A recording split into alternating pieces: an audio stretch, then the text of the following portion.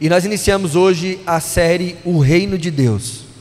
O Reino de Deus. Então, para quem é acostumado a fazer suas anotações, enfim, se você já quiser fazer isso, então hoje nós começamos parte 1, primeira parte a respeito do Reino de Deus. O que é o Reino de Deus? Nós já iniciamos, sempre eu gosto de fazer isso, eu já termino um colocando o pé no outro, né? Eu termino uma ministração colocando o pé na próxima, eu termino uma série colocando o pé na próxima, e foi exatamente isso que a gente fez quando a gente falou do Evangelho Eterno no último domingo. E algumas pessoas até falaram, algumas pessoas me procuraram, a gente podia falar mais sobre isso. E aí a gente começa então o Reino de Deus, amém? Mateus capítulo 4, versículo 17, a palavra do Senhor diz assim: a partir desse tempo, Jesus começou a pregar e a dizer: arrependei-vos, pois é chegado o reino do céu. Arrependei-vos, pois é chegado o reino do céu. Nós iremos falar sobre o reino de Deus, e o texto que nós acabamos de ler fala sobre o reino do céu. O reino do céu e o reino de Deus é exatamente a mesma coisa. A diferença é que Mateus, ele escreve a carta do Evangelho, ele escreve essa carta mais direcionada para os judeus. Ele escreve essa carta mais direcionada para essa classe de pessoas. E eu não sei se você sabe, os judeus, eles levam o nome de Deus a sério, de uma maneira acima da média. Os escribas, quando estavam escrevendo algumas traduções dos escritos históricos da Bíblia, quando eles iriam escrever o nome de Deus no pergaminho, eles paravam tudo, eles trocavam a pena, eles trocavam de roupa, eles tomavam banho, para que quando escrevesse o nome de Deus, eles tivessem o mais puro possível para fazer isso. E Mateus, sabendo a cultura que ele estava contextualizado, então ele diminui o nome de Deus dentro do Evangelho de Mateus, que foi escrito por ele, e então ele substitui, como ele falaria muito sobre isso, o livro da Bíblia que mais fala sobre o reino de Deus. Então ele substitui o Deus por céu. Então todas as vezes que você vê na Bíblia reino dos céus, também nós estamos falando do reino de Deus, exatamente a mesma coisa, tá?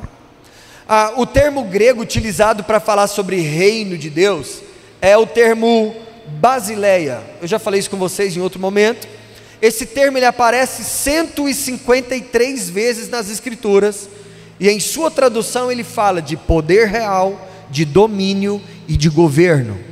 Poder real, domínio e governo. Então nós estamos falando que o reino de Deus tem a ver com a realeza, tem a ver com domínio e tem a ver com governo, amém? Então nós precisamos entender o que de fato a Bíblia está querendo dizer. Logo então, ao falar do reino de Deus, nós estamos falando nada mais e nada menos do seu governo.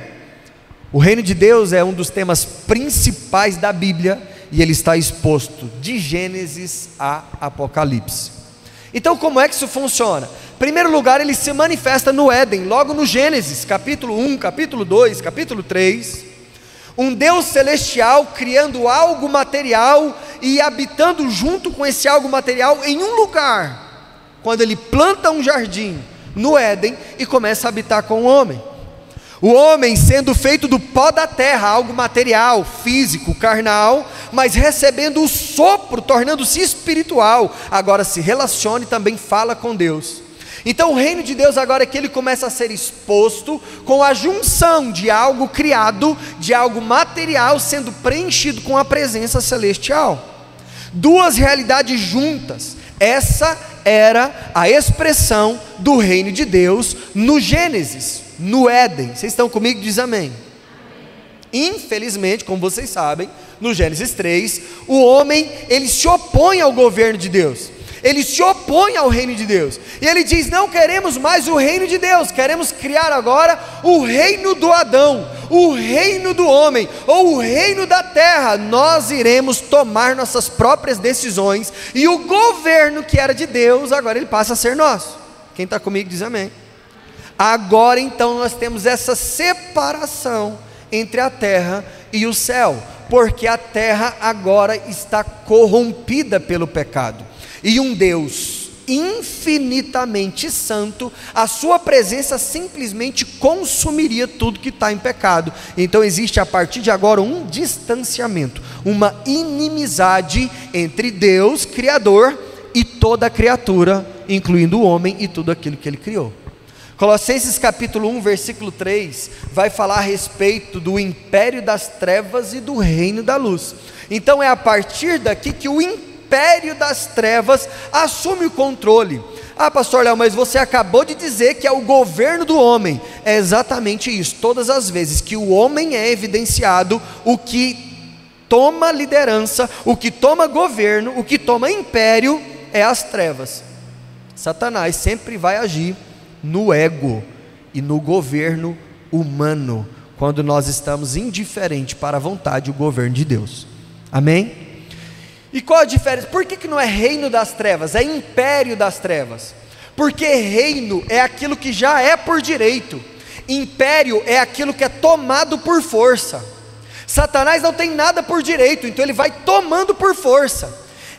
Pequenas brechas que geram grandes ruínas. É um vacilo, é um erro, é uma porta aberta, é um momento, é um minuto. Ele entra e ele vai tomando conta, e ele vai destruindo. Por isso o império das trevas. Mas o reino da luz é aquilo que é por direito. Por que por direito? Porque ele é o criador de toda a criação, e uma vez que ele é o criador, ele é o rei da criação por direito. Isso só uma rápida explanação sobre a diferença de império e reino. Agora, tudo que havia sido feito de forma perfeita, tudo que estava alinhado, perfeitamente organizado, agora entra em um estado de desconfiguração, de desconciliação, de separação com Deus. Agora as coisas começam a sair do lugar. A gente já falou sobre isso aqui algumas vezes. A natureza sai do lugar, agora a terra começa a gerar espinhos, agora tudo começa a sair do lugar. O homem começa agora a ter problema de relacionamentos. Caim mata Abel, famílias começam a entrar em dificuldades. Agora tem o trabalho, tem a dor do parto. Então tudo agora começou a sair do lugar. Entra enfermidade, morte física e etc, e uma série de coisas que saiu daquilo que era plano original. Até aqui vocês estão entendendo bem? Amém. Deus agora não pode mais habitar entre os homens. Deus agora não pode habitar no meio da sua criação, porque se ele faz isso, ele simplesmente destruiria tudo.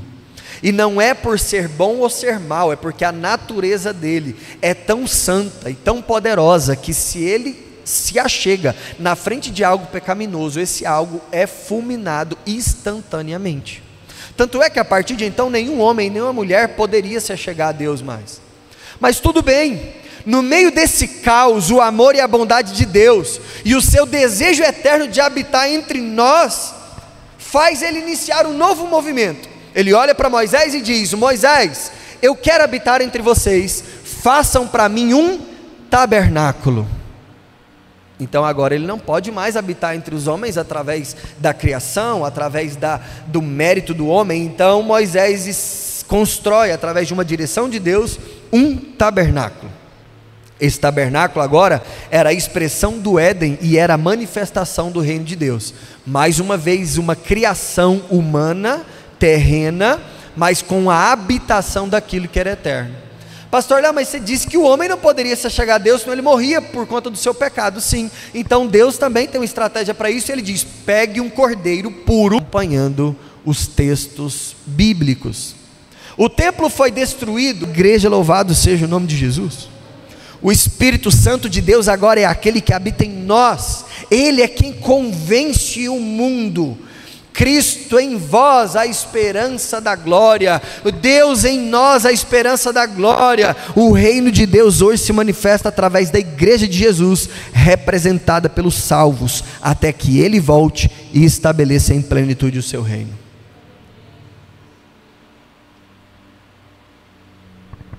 O reino de Deus se manifestou no Éden, no tabernáculo, no templo, em Cristo. Se manifesta hoje na igreja.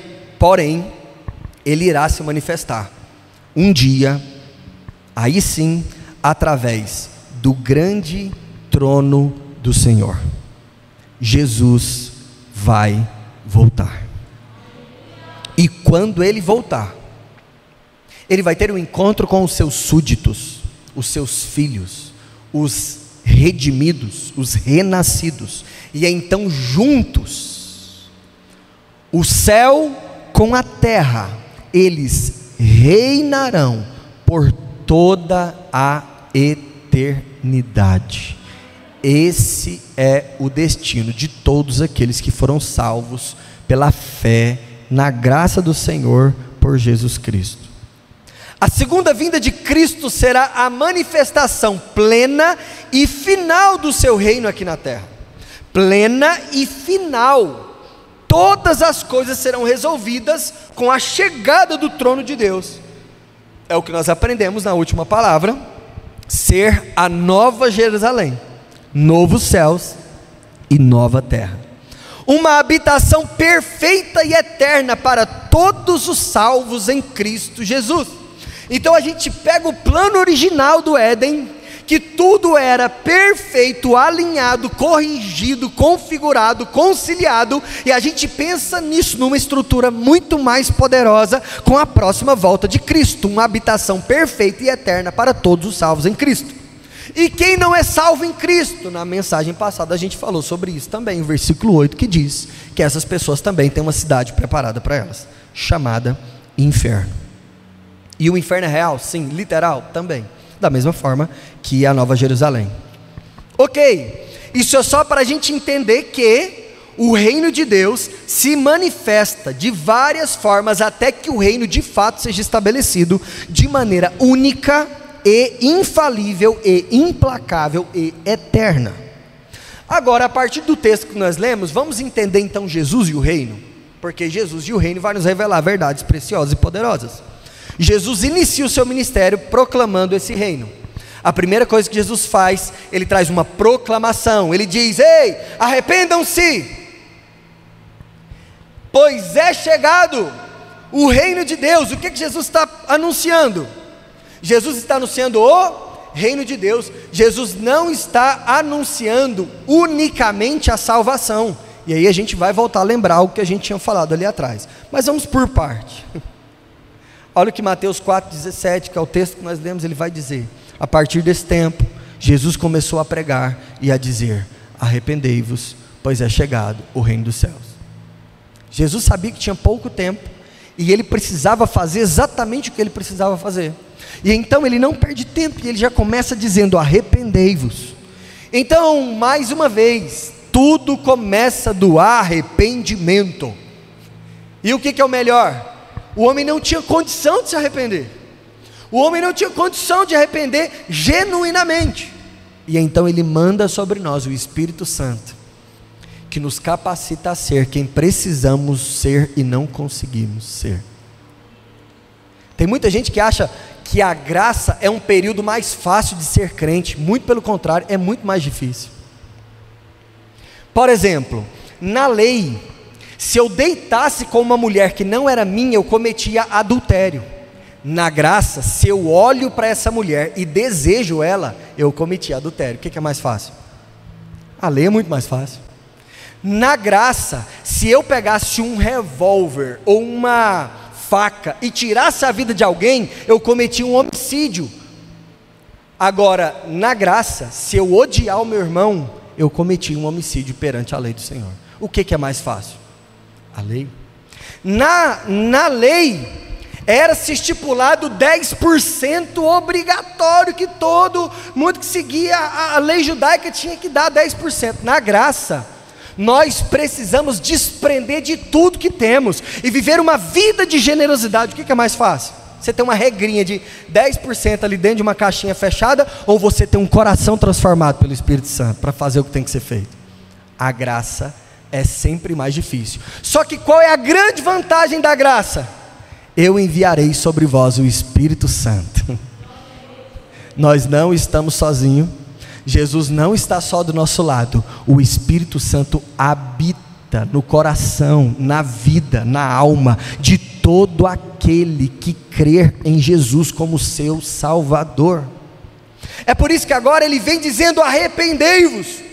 O reino começa para qualquer homem a partir de um novo nascimento.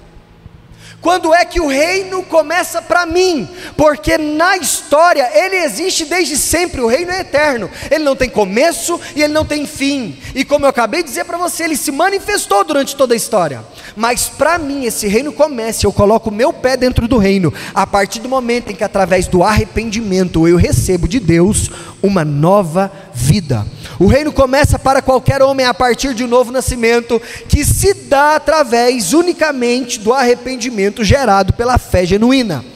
Olha João capítulo 3, João capítulo 3 tem um dos textos que o mundo mais gosta, talvez o texto mais comentado, falado no mundo, talvez esteja no top 5 dos textos bíblicos mais conhecidos.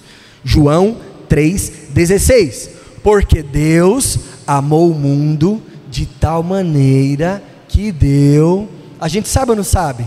O seu Filho unigênito, para que todo aquele que nele crê, não pereça, mas tenha vida.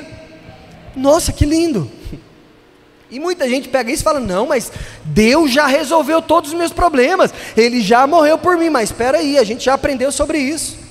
O reino é para todos, mas para todos que creem, então entre aspas, porque se você não creu, então não é para você. E o que evidencia a fé verdadeira? O arrependimento verdadeiro. E o que é o arrependimento verdadeiro? Mudança de conduta e de comportamento, é mudança de caráter, é mudança de vida, é um novo nascimento, é você abandonar uma natureza e receber uma nova do Senhor, e não tem a ver com esforço humano apenas, tem a ver com uma transformação do Senhor sobre as nossas vidas. Quem já viveu isso sabe do que eu estou dizendo. E aí, antes do 3,16, a gente tem que ir lá para o João 3,1, 3,2, 3,3, eu não vou ler todos aqui, eu tenho uma pregação só sobre isso, eu acho que essa ficou gravada, que é, o tema dela é necessário nascer de novo, muito boa, se você ainda não ouviu, eu te aconselho a ouvir. Mas João 3,3, Jesus olha para o Nicodemos, e Nicodemos não tinha perguntado nada sobre o reino de Deus, mas Deus já sabia que a sede de todo homem é do reino de Deus. A sede de todo homem é relacionada ao reino de Deus. Então Jesus nem precisa perguntar, Jesus já tem a resposta. Jesus olha para ele e diz: respondeu-lhe Jesus dizendo: na verdade te digo, se um homem não nascer de novo, ele não pode ver o reino de Deus.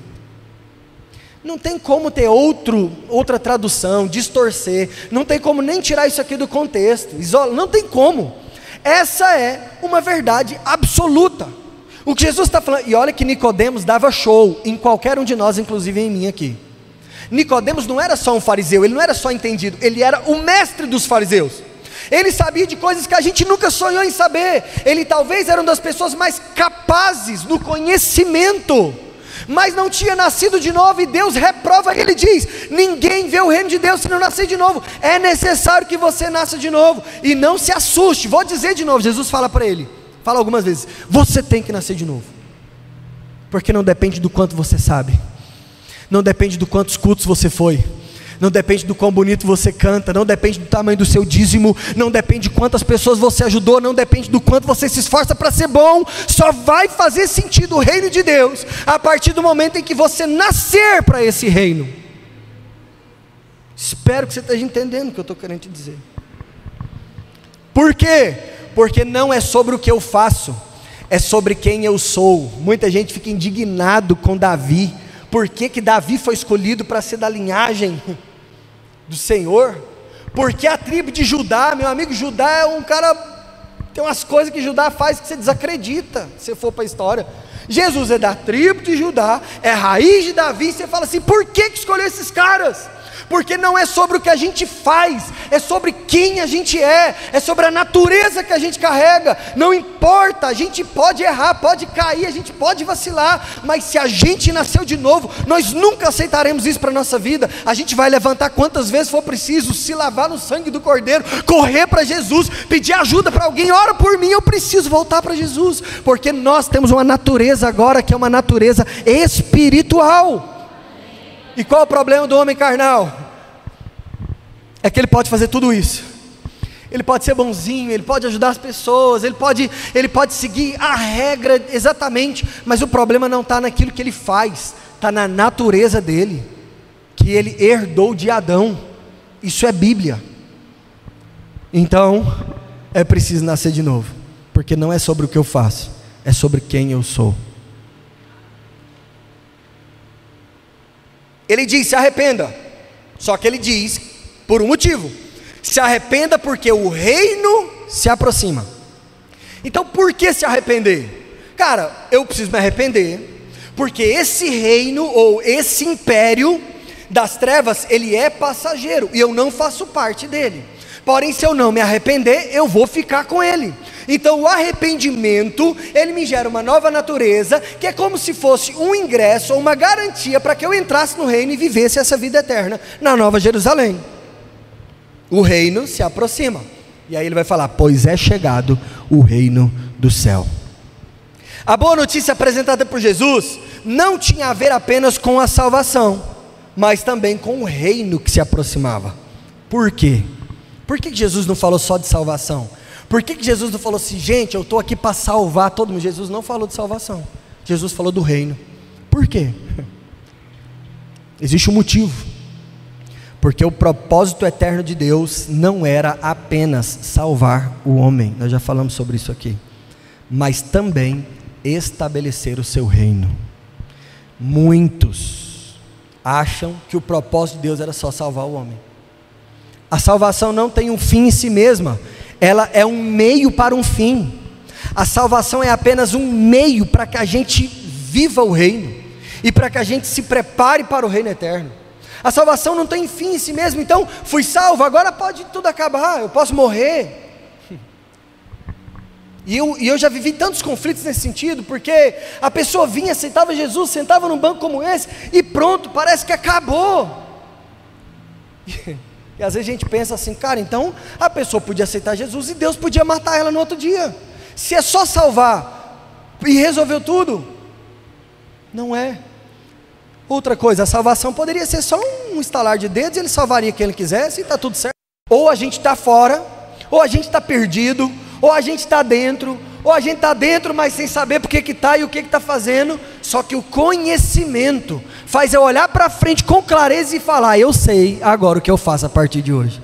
Eu sei cada passo eu vou dar, eu sei porque eu canto, eu sei porque eu adoro, eu sei porque eu louvo, eu sei porque eu me arrependo, eu sei porque eu não peco, eu sei porque eu fujo da aparência do mal, eu sei porque eu perdoo, eu sei porque eu congrego, eu sei porque eu sou generoso, eu sei é porque de onde eu vim, e o lugar para onde eu vou, o reino de Deus, lá tudo é assim, e a gente começa a viver uma vida no padrão e nos moldes. E aí Jesus queria o quê? Dar uma amostra grátis de como será o reino eterno, através de mim e de você, que já vivemos o reino eterno, ainda que na era atual. E aí, ele termina dizendo: o reino está vindo, né? E ele vai falar: o reino do céu. Fala comigo: o reino do céu. Só para vocês não dormirem: o reino do céu. O reino não é o céu. É aqui que a gente erra, e o nosso erro está no português, não está na teologia, porque o reino não é no céu, o reino é do céu. Existe uma diferença entre o reino no céu e o reino do céu. Então, não há nenhuma palavra nas escrituras que dizem que Deus nos levaria para o céu, e se alguém encontrar, me procure e me mostra, porque eu quero saber também.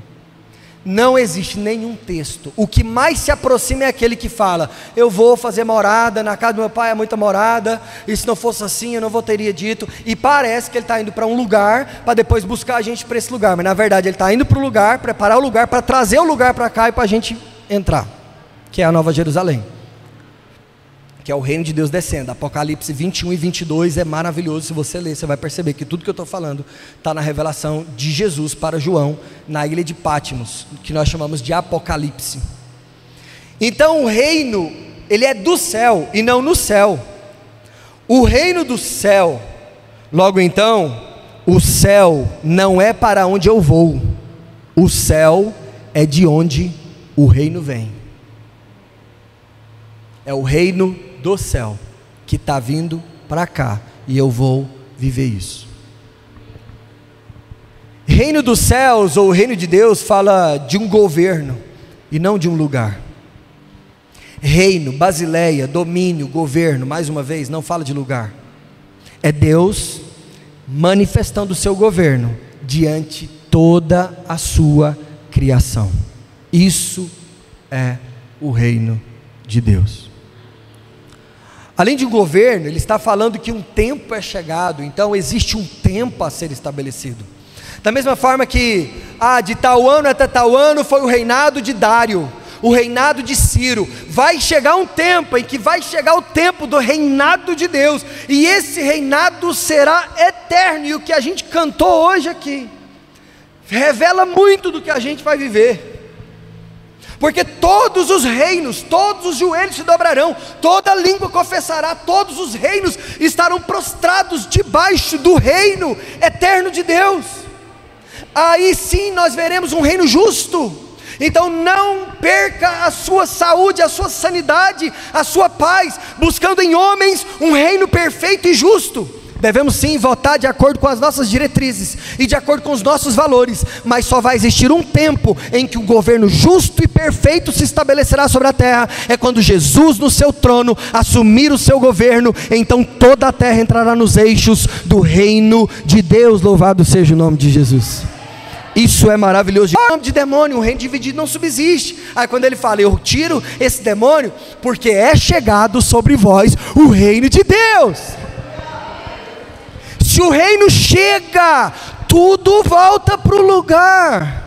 Se o reino chega, tudo começa a se reconciliar. Se o reino chega, as coisas vão tomando forma. No reino de Deus, quem rege é o Senhor em seu governo e sua plenitude.